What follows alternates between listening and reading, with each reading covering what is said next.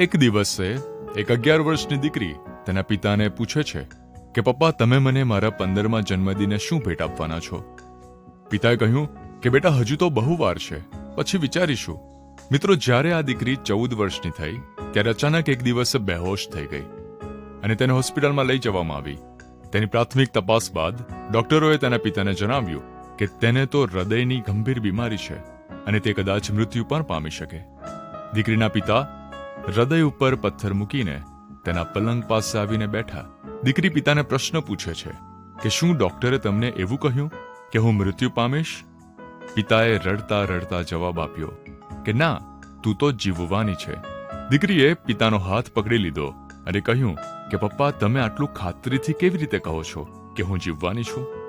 હોસ્પિટલમાં આ દીકરીની લાંબી સારવાર ચાલી મિત્રો, અને જ્યારે તે સંપૂર્ણ સાજી થઈ અને તેને ઘરે લાવવામાં આવી ત્યારે તો એ 15 વર્ષની થઈ ચૂકી હતી અને તેને તેના પલંગ ઉપર એક પત્ર મૂકેલો જોયો, જેમાં લખેલું હતું કે મારી વહાલી દીકરી, જો તું આ પત્ર વાંચી રહી છું તો તેનો અર્થ એ છે કે મેં તને જે ખાતરીથી કહ્યું હતું તે પ્રમાણે બધું સારું થયું છે.